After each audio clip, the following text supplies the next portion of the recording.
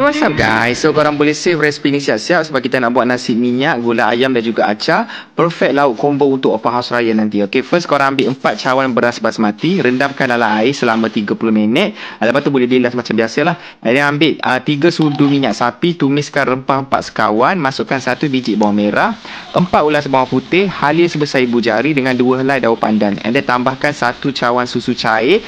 Sukatan cawan ni sama dengan kita sukat beras tadi lah. And then masukkan 1 cube pati ayam, 1 sudu kordia oren, yang ni optional. Masukkan 1 sudu kecil gula dengan setengah sudu kecil garam. And then masukkan kismis, kacau-kacau, siap kita punya tumisan.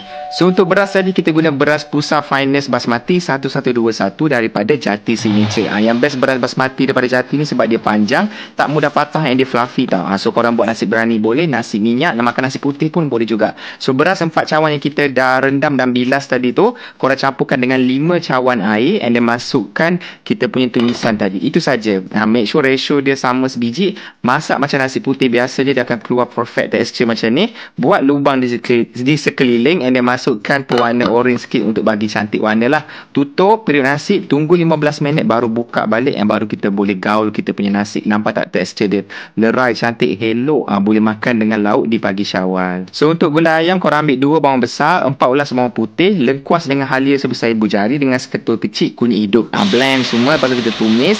Tambahkan 3 sudu rempah gulai ayam, ni boleh cari kat supermarket lah.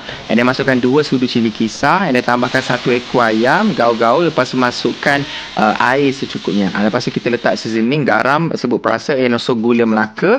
Lepas tu korang tambahkan 1 sudu kerisik dengan air asam jawa. Bila dah nak masak kita punya gulai tu, tambahkan 1 kotak kecil santan, gaul-gaul, siaplah kita punya gulai ayam. Untuk acar lagi senang.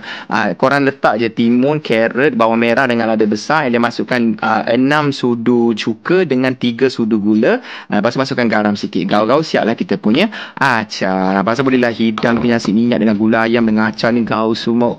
Sangat sedap. Nak makan dengan ayam masak merah boleh, nak makan dengan dendeng dani masak hitam pun sangat sedap, boleh terada dekat rumah. Rasa macam kenduri kahwin pun ada juga. Nasi minyak ni perfect kalau makan dengan gula ayam, ataupun kalau boleh buat ayam masak merah pun tak ada masalah. Yang penting kena buat acar ni. Makan sekali semua rasa dia sangat sedap. Okay? So korang boleh try nanti untuk open house raya. Selamat mencuba dan selamat hari raya.